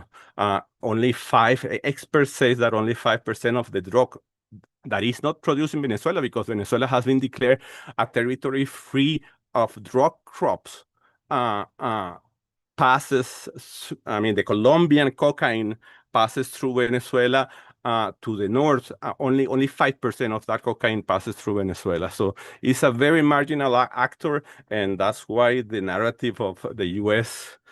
War on drugs against Venezuela is very weak. So I wanted to highlight those things before jumping to what I was assigned to me, which is the Latin American far-right support to Trump's military aggression. And in that sense, I want to talk about Ecuador, of course, Argentina, Dominican Republic, Paraguay, partially designating almost simultaneously with the Department of State, the Cartel of the Suns, like a narco-terrorist organization, in a few days after the U.S. Department of State did it. So what I'm trying to tell you with this is evident that the U.S. sent a letter to these countries and order them to do that, to designate the Cartel of the Suns like a terrorist organization to try to create an echo. And that's usual practice in U.S. diplomacy. You want to dictate their puppets countries in the world what to do and what not to do. And sadly, we see Ecuador, Argentina, Dominican Republic, Paraguay, and partially Costa Rica, and even also the Congress of Peru also signed something with designating the Cartel de los Soles as a narco-terrorist organization. So that's to give you an idea of how the U.S. coerce or dictate to some countries in the region, especially, of course, the far-right countries, what to do and not to do. But besides that, CELAC issued a letter a few weeks ago. It was not signed by all the countries, actually. Argentina, again, Costa Rica, Ecuador, El Salvador, Guyana, Jamaica, Paraguay, Peru, and Trinidad and Tobago did not sign that letter. But in that letter, which was not a Chavista revolutionary letter or Marxist letter, it was just a diplomatic letter in which the countries of CELAC expressed their concern about the military deployment and express their willingness to the zone of peace declared by CELAC in 2014 to be respected. So even in a very moderate diplomatic letter, these U.S. puppet countries decided not to sign, but the majority of the CELAC countries signed that letter, and that is an important way to show that even some countries that might not be sympathetic to Chavismo were signing that letter because what the U.S. has been doing in recent months is atrocious. And it's important to say that this letter happened because all these crazy strike and extrajudicial killings has been happening. So I'm pretty sure that more countries, if you ask some of those countries that didn't sign that letter a few weeks ago to sign it again, maybe some of those countries will sign it because there is increasing concern in the region about the repercussions of this U.S. tirade against the region. So I'm pretty sure that more countries, even puppet U.S. countries, might sign a new letter by the CELAC. So it's important to highlight that issue. Also, it's important to say that the Dominican Republic, according to media, they say that that country participated at least in one of the U.S. strikes, the first U.S. strikes, killing civilians in those small boats. So Also, the Dominican Republic uninvited Venezuela, Cuba, and Nicaragua to the Summit of the Americas that are going to happen in a few weeks in Dominican Republic. Of course, because the U.S. is the one that decides who is invited to those summits and who isn't. So it's a good sign that President from Mexico and Colombia already said that they were not going to participate in that summit in Dominican Republic, the Summit of the Americas that I'm talking about. So I believe that that summit is going to be heavily heated by the U.S., recent developments and actions in the region. And another important thing that one have to say about this particular issue is that Trinidad and Tobago has been having a lame role in the Caribbean and among CARICOM countries in relation to what is happening right now. And it's important to say that Prime Minister Persat from Trinidad and Tobago has been saying that she is all in with the killing of drug traffickers in the Caribbean. She said that before there was this news about Trinitarian people being killed in this strike, but even after the denunciation of the Trinitarians being subjected to these killings, the Trinitarian government has not been saying a word about it. And the Trinitarian Prime Minister has been actually reiterating her commitment to U.S. operations in the Caribbean, and that's very sad, especially because people from her own country has been killed. So it's important to say that. And actually, last October 18, last week, or maybe 1.5 weeks ago, there was this summit of the CARICOM where they signed this letter similar to the letter wrote and signed by the CELAC, a very diplomatic one, concerning about the U.S. deployment and concern about the zone of peace and those things. And the Trinidad and Tobago government decided not to sign it. All the countries in the CARICOM signed that letter. There has not been too many news about that, but because there have been too many news happening and events happening, but that's a fact. So that tells you a lot about what is happening with the current Trinitarian government that is led by this Prime Minister Persat. So just to finish, I want to talk about the international and regional reaction of this new U.S. gunboat diplomacy, and I already mentioned it, but I just want to reiterate it. I mean, there's growing concern. There's a lot of concern about the possibilities of an escalation reaching and touching citizens for more countries over the Caribbean and in Latin America. There's actually already a big impact in fishermen activities in the region, because as you can imagine, fishermen that have to take their boats to the Caribbean right now are worried to being struck by the U.S. military, and that have an impact in the economy of many countries that depend on fishery. So that's something that is important to highlight. And also in recent weeks, this aggression has been already touched, as it was already mentioned, the Colombian government, and right now there's this almost undeclared coalition of Colombia, of Venezuela, to confront the U.S. aggression. And if you ask me, I believe that Mexico, because if you read between lines the statement of Donald Trump, he has been mentioning in recent days Mexico a lot when he talks about these U.S. strikes in the Caribbean. So I'm pretty certain that Mexico is going to be next.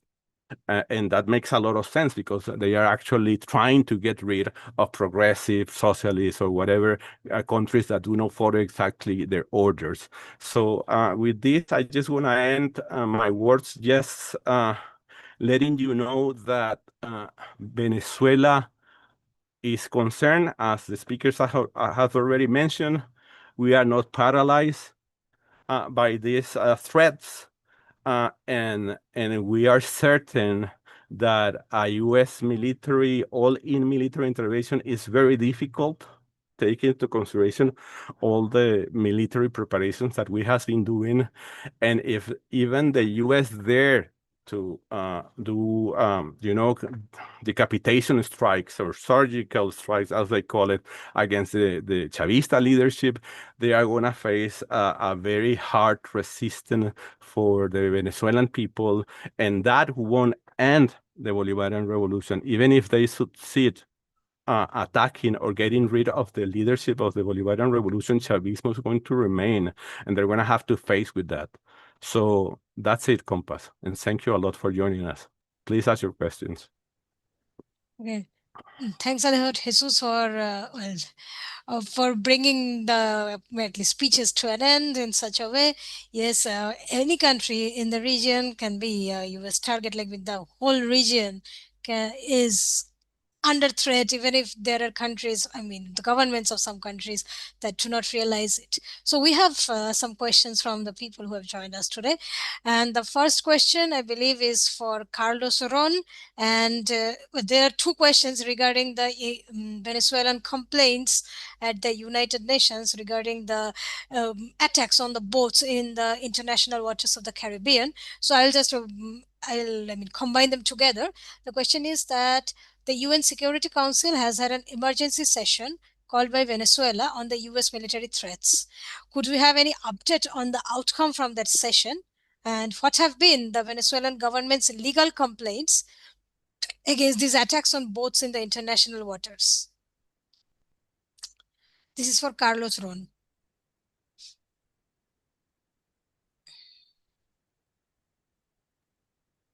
There you go. Okay. Thank you. Sorry. So this was taken to the Security Council, like you mentioned before, and basically what was proposed at the council was that it take the issue and to open an investigation. But we asked the Security Council to open an investigation, and then to basically demonstrate that these attacks that have been taking place are threatening Venezuela, and then also that they imply crimes against humanity. We all know, we understand that there are limitations with the UN as a body, as a structure, and that's something that we understand that in the last couple of years, for example, it hasn't been able to do anything really to stop the genocide in Palestine, and this is the result, of course, of in a way being hijacked by the United States, not only because the main headquarters are in New York, but also because the U.S. is its main funder. So we understand that the United Nations has these limitations in the scope of things it could accomplish. However, we have to take a stance, I think, and I think this is important, that the Venezuelan government has decided to go to the United Nations because it's a government that believes in the rule of law, and especially in the rule of international law. And because it has to be pointed out that most of the nations around the world are against the violation of international law, are in favor of the principles of the UN Charter, which include the right to self-determination, which include the respect for national sovereignty and for territorial integrity. So these are things that, despite the fact that we know they can only do a limited response because they're hijacked in a sense, we still have to do because because Venezuela is convinced of respecting international law. We cannot allow barbarism to continue spreading. We have to make this point heard. I think that that's why it is even more important that any organization that's working for peace, any peace group, any collective, also, make these claims known and shares the concerns of Venezuela. Again, this is a defense of the Caribbean region as a whole. It's not just the defense of Venezuelan integrity, but it's also the defense of the Caribbean region. I mean, we don't know, if the next strike, they're threatening strikes by land. We don't know what that means. We don't know if that means they're going to, I see some of the news reports from mainstream media saying, oh, well, now they're thinking about striking labs in Venezuela. What labs? We don't have a drug labs in Venezuela. So so that means that there's going to be some sort of excuse of fabrication if something is stricken in land in Venezuela. But they could strike land in Colombia, where for many years, we know that there's a so-called war on drugs. A war on drugs, and in the last 50 years has spent about $1 trillion of US money and has not had any result whatsoever in diminishing drug consumption or drug trade in the United States. So I think it's important, again, to use whatever vehicles are available, despite their limitations, to raise awareness about this, and that peace groups and any sort of collective that defends peace and is against imperialism joins in this denunciation. Mm-hmm. Thanks a lot, Carlos, for answering the question. The next one is about the role of NATO, and this is for Francisco. So, what has been the role of NATO in this, like in the U.S. military escalation in the Caribbean? Is the U.S. asking for NATO forces against Venezuela? Are there any splits in the European Union against U.S. aggression against Venezuela? Because I remember that the EU has been bad and contributed to the economic war against Venezuela with the seizure of assets, etc. I'm not aware of NATO participator being called to intervene on this one. Doesn't mean to say they may not be willing. What we do know is that Macron, at one point, France, mobilized some warships in the region right at the time when the US fleet was actually deployed. At the time, we all jumped from our chair thinking, Jesus Christ, that's really bad. Then there is the UK. The role, the discussion, and the contribution by the UK representative in the Security Council discussion was disgusting. I mean, nearly supported the overthrow of the government. So therefore, what you have is, pretty much the political conditions. But I think many of them, on the other hand, are worried that this is going to create a problem which is political, which is going to be extremely large. Maybe some of them, I'm not sure whether that's what they think, but reading between the lines, that seems to be the case, that it would be possible to go in, but it might not be possible to actually control the situation, and then the United States will create for itself a massive political headache, particularly because already significant opposition is growing inside the United States. I was very surprised to have to agree with Hillary Clinton. Imagine that. When she actually condemned these strikes against the boats, saying that these were extrajudicial killings and that they were a crime against humanity. So if at that level of the top are saying this, I imagine the Europeans are reluctant to be called as NATO to intervene in this one. But, I cannot guarantee that they won't. Okay, Jesus would probably like to add something to this. Yes, I just want to add that you have to take into consideration that Aruba and Curacao are Netherlands colonies, and there are NATO bases already in Aruba and Curacao, and one have to be concerned about that. But so far, as Francisco said, there has been no indications indication of movement of U.S. connection. I mean, at least this recent U.S. deployment connection with those military bases in Aruba and Curacao. So, but one has to be aware of that situation. And NATO is NATO, and all of us know what that means. So, and I also wanted to add something that I forgot to mention when I talk, which is this international brigades. I believe we has been asked, as Orinoco Tribune, we has been asked a lot by Solidarity people outside of Venezuela, people, international friends of Venezuela, about these international brigades. And what I answer to them is that I really don't believe that the Venezuelan government is completely within that strategy, not because they don't want, but because of caution and because of, waiting for the right moment to do so. But it is important to say that many countries, and I believe that that's something that might be replicated in other countries, has been showing that they are already organizing themselves to join these international brigades in support of Venezuela in the case of a real U.S. military intervention.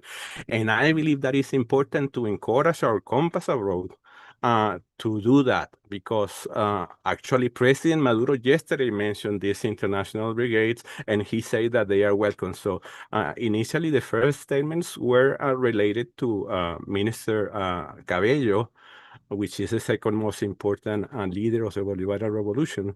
But yesterday, actually, President Maduro talked about the issue, and I believe that it's important to ask the compass abroad that want and are interested in this solidarity tool that is extremely important to organize themselves and to show that organization in social media or in press releases and things like that, in order to create this to strengthen this movement that I believe is important.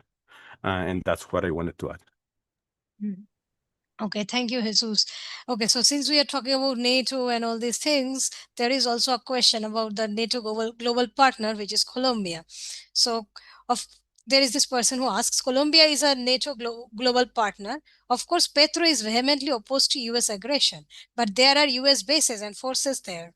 In August 2017, Colombian special forces participated in a forced entry exercise called the Mobility Guardian 2017 at former Larson AFP in Washington state with 500 US 82nd Airborne simulating an occupation of a remote airfield over 3 days.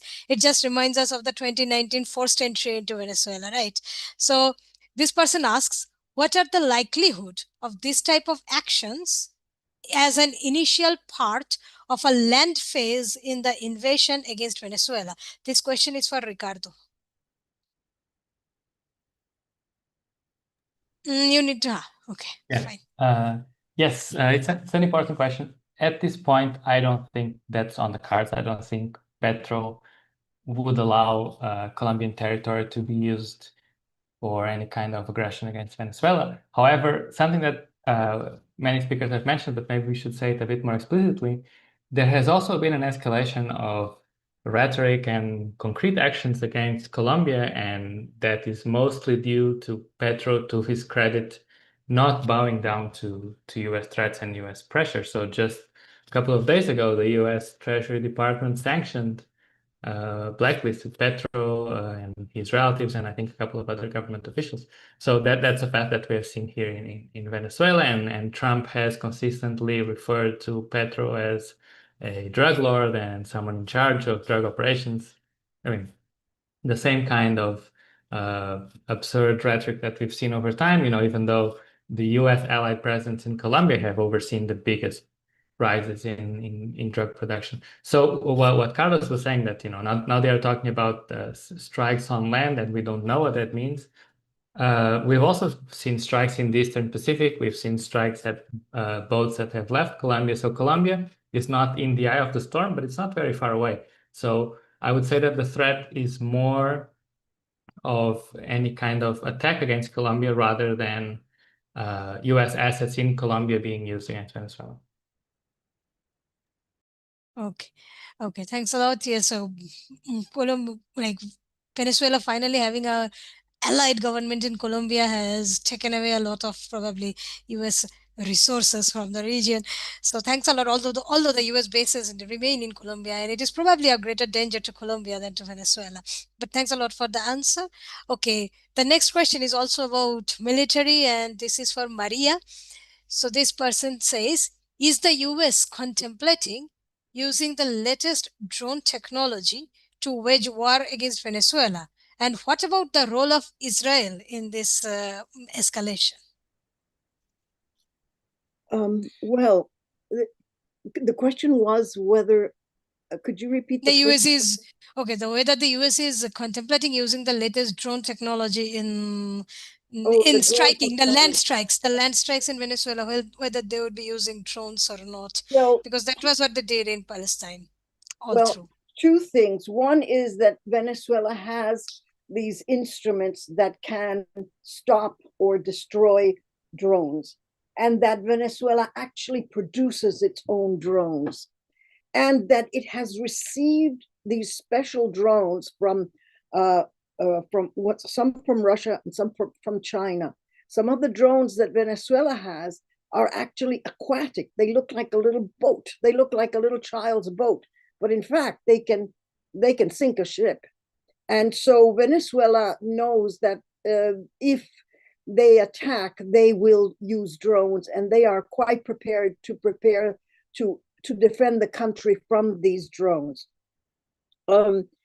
The other thing is that, I think that this surprised many in the United States. I listen or hear or watch a lot of these websites that are military, and I think they have been very surprised at not only the hardware that Venezuela has, but also the training that it has given its soldiers, and the support, the technical, or I would say a logistic support that it has received both from Russia and China. So Venezuela is by no means unarmed.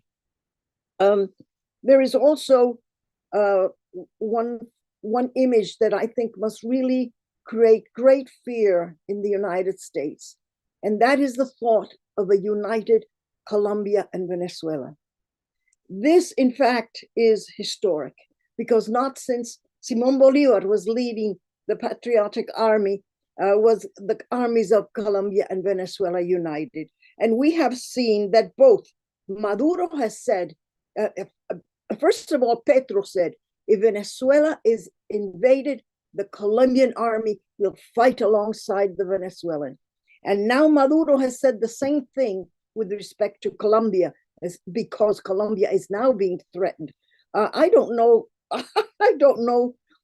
how stupid Trump and his people can be, because what has happened is the union of Colombia and Venezuela in this aspect. And if I may say, many of the military people in Colombia for a long time have also said that they are Bolivarians, because of course they have a right to say that, because they were historically part of Bolivar's army.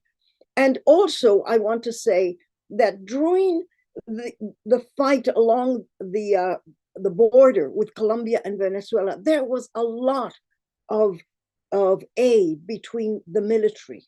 The military people on both sides were actually helping each other. And Venezuela has received clues or I would say information about things that were happening with the opposition along the force, along that frontier with them. So it is not preposterous. It would be almost the most natural thing for the Colombian army and the Venezuelan army to unite against an invading force. And the military in the United States, I mean, all military people, they have to think about strategies. They have to think about the next step, not like their idiot politicians in Washington that don't know what's going to happen tomorrow. The military in the United States have to think strategically and have to think, if we do this, this is going to happen. Well, I think now they are staring at the face of a united Colombia and Venezuela. And this is, I think, a very good thing. And I have every hope that there won't be an invasion. There might be some sort of attack of some sort, maybe. But I think they are very weak. The United States is very weak right now. And Venezuela is very strong. And Venezuela has an enormous amount of solidarity all over the world, as you can see in this webinar. I am very thankful.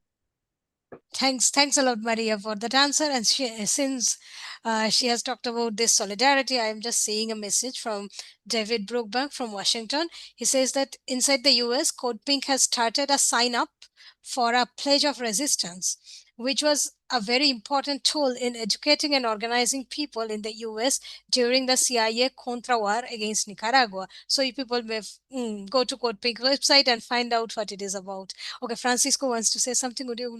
Yeah, please come up. I mean, unmute yourself and thank you. Yeah, thank you. I think the key political strategy, the key strategy the government of Venezuela is applying is a political defeat of the intention. We cannot guarantee what the United States are going to do, of course, and especially with this particular president. But it seems to me it's important to emphasize that aspect of it, the isolation of the United States and the growing dimension of particularly opposition from Latin America and elsewhere, which is making the operation from Trump quite problematical from their point of view. The longer it takes, the more difficult it's going to be for them. And that is the emphasis. And the reason for me saying this is we need to know the actual hardware equipment that Venezuela has to defend itself. But that's not the emphasis of what we want to do. What we want to do is to persuade our governments where we are that they should somehow, in however diplomatic form, to distance themselves from this operation, even if they say very little about it, which what Carlos Ron was saying regarding this. And one small final point, which is, as was Maria was saying, they have to think strategically, the military in the United States. One thing is to attack, and then the second thing is how do you control the territory? If it takes 3 days, that will be a political problem. If it takes a week, it would be even worse. If it takes longer, much worse still. And I'm aware that Venezuela and Colombia, the two governments, decided to mobilize in the border, in the common border, 25,000 troops each. So this has really changed the whole, context of the possibility of conflict there. So nevertheless, I want to emphasize the question of politics. Even Guyana made a statement. We know how compromised it is. Even Guyana made a statement that they want to maintain the Caribbean as a zone of peace. So that is sort of interesting to hear. Okay, Francisco, thanks a lot. Maria wishes to say something again. Okay, we'll take her comment and then we'll go to the final question. Yeah, Maria, please. Well, I would like to ask our speakers this question, which really bothers me. How can the United States lead? How can they move their boats out? What is the strategy for them to step back? Because they never say, oh, I'm dreadfully sorry that I killed all these people. They're never going to do that. So I would think that the more brighter minds in the United States may be thinking, how do we get out of this dead end in which Trump has pushed them into? I don't know. But when I read yesterday that Lula was offering to mediate, and that Trump actually said was open to that, I thought maybe there might be a way. But I wondered what my other fellow speakers would think about how can they actually get out of there.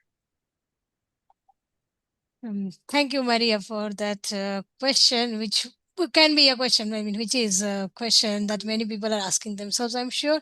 And I will just combine it with something else that someone asked in the chat, is that um, it is like this, that the US is like, just like you said, the US never says it's sorry. Like, it's a hegemonic power and it will not really live on its own.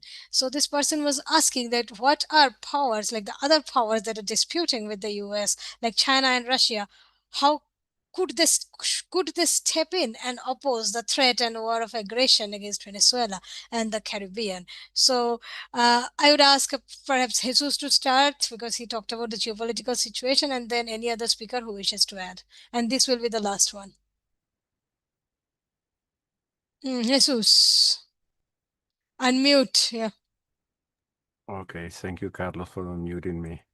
Uh, um, yes, I mean, whenever someone asks me or asks us in Orinoco Tribune to say what is going to happen in terms of military alliances or things like that, I always say that we are not, these military scenarios are not the same that we were used in the 20th century. And in recent decades, those scenarios of military coalitions are not the same.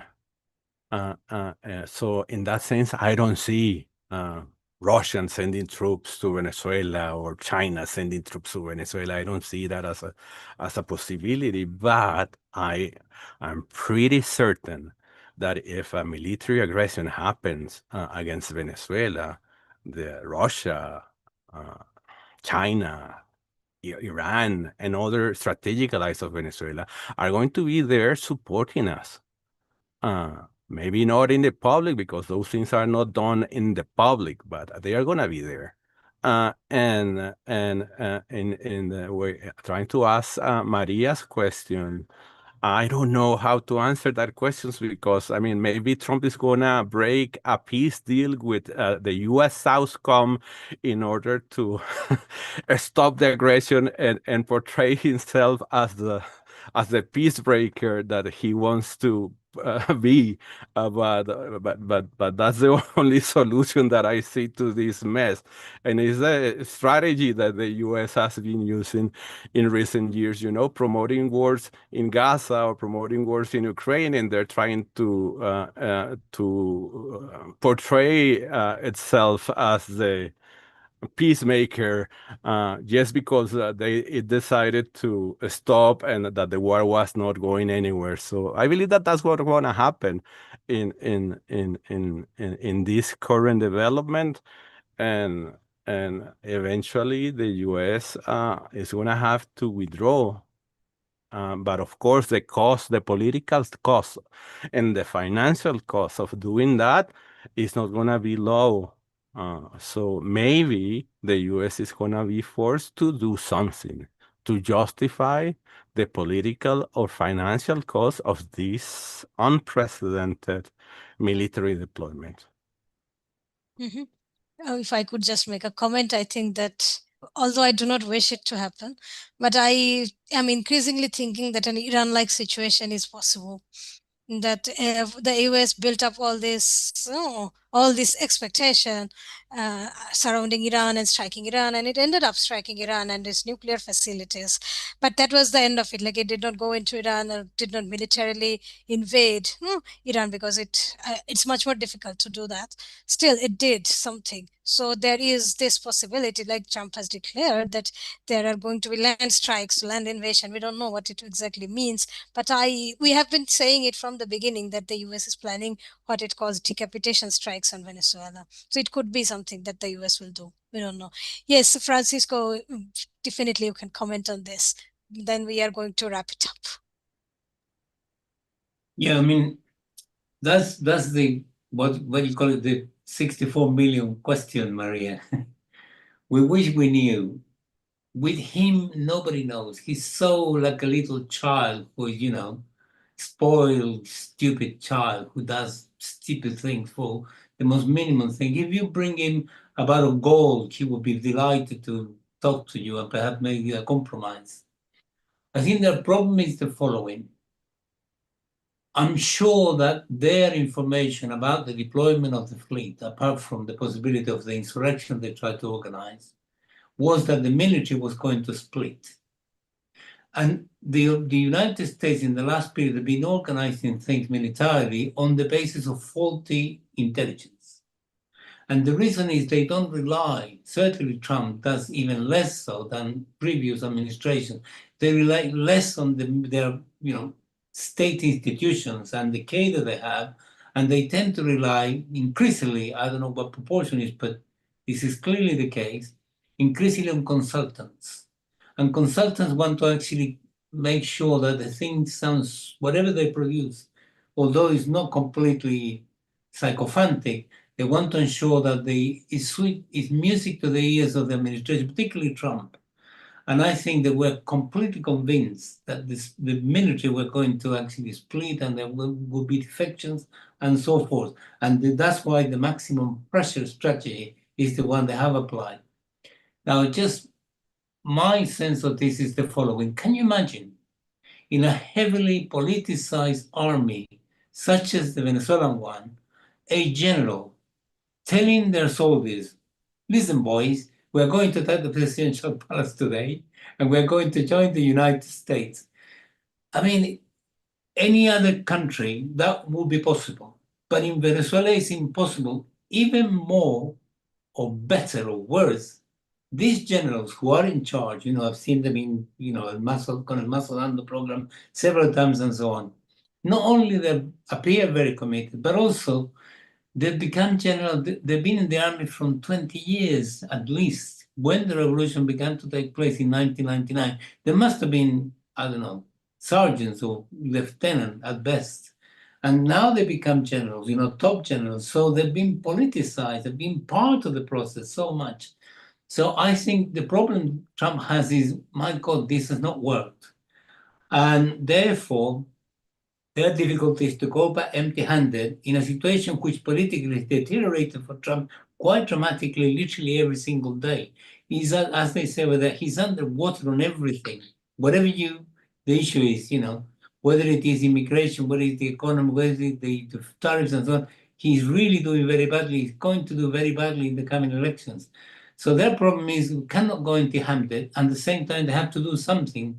And I agree with Saheli here. God knows what they might do. But I suppose their inclination will be, let's bomb something and then come back saying, we've done it. That sort of thing. Mm-hmm. Okay, now Ricardo would like to add something to it, and then we'll really wrap up the discussion. Yeah, just something quick. Actually, Francisco more or less said. One thing we have to keep in mind is that the Trump administration is fighting an imaginary problem. Venezuela is not a narco-terrorist state, just like there wasn't an invasion of migrants to the US. So this narrative is geared towards the Trump base.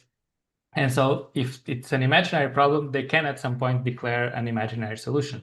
The problem is that it has escalated so much, and now even more US forces and an aircraft carrier are coming to the Caribbean, that it comes to a point, like Francisco was saying, that they will have to show something for it. And at this point, given I don't think there are conditions for any kind of land adventure. So maybe one possible scenario, as Saheli was saying, is an Iran type scenario where they bomb something, they say it was some drug-related facilities, and they declare, problem solved. We're not going to have any more problems coming from Venezuela. And this also, unfortunately, also responds to the administration's need to either divert the attention from other issues, or the very internal struggles within the administration. In the beginning, there was this current that favored leveraging sanctions and so on to boost US interests, that has now been completely sidelined by this Rubio hardline faction. But the messaging is completely incoherent. The other day Trump was giving a press conference and was saying, this is the most successful operation in US history and there are no boats. And then the next day they bomb 2 more boats. They order an aircraft carrier to the Caribbean, and then the next day officials are saying on CNN, a diplomatic solution is still available. So predicting what Trump will do is a fool's errand at this point. And there's a lot of potential for destruction, but there's also a possibility that they might just try some kind of face-saving solution and avoid these open-ended long-term conflicts, which is precisely what the Trump base favored when it elected the orange man in chief for a second term. Okay, thanks a lot, Ricardo. So it seems that we are like agreeing on this, that that the Trump administration has to do some face-saving solution in some way or another. So thanks a lot to all the speakers. I mean, I'm seeing that there is a lot of activity going on in the chat, very interesting conversations, etc. But we cannot take any more questions. We are already running quite late. So thanks a lot to all the speakers who joined today for this webinar. I'm sure it made this a success, if we can say it at this point in such a situation. And I would also like to thank, of course, the organizers, one of them being Orinoco Tribune, but of course, definitely the Venezuela Solidarity Campaign, which does a lot of work. I mean, Venezuela Solidarity Campaign and International Manifesto Group were the ones that actually came up with the idea of this webinar, and we took it up from there. So people who are whoever has joined today and participated in this webinar, please donate to Venezuela Analysis. We have had such wonderful people from them. Orinoco Tribune, of course, to International Manifesto Group that support the work of Venezuela Solidarity Campaign. And as people are saying in the comments, that there are activities regarding some sort of international solidarity, coalition, brigade, whatever going on in several countries, including the US. So please find out what you can do and try to do that. And especially for people in the US, try to stop your government from any more wars. And this was, as I said at the beginning, only the first in a series of webinars that we are planning. We are planning to do 2 more, trying to look at this situation from other angles. So please, try to keep updated from the International Manifesto Group's websites. They will definitely send you mails, etc. And as for those who are in the chat, if you are part of any organization or know anyone, please invite them to organize webinars like this with Venezuelan voices, with people from other countries, people from solidarity movements, so that the real truth actually comes out, can break through the blockade that mainstream media imposes on all of us. So with this, I would like to thank you all, and we'll call it a day. Thank you very much, and bye.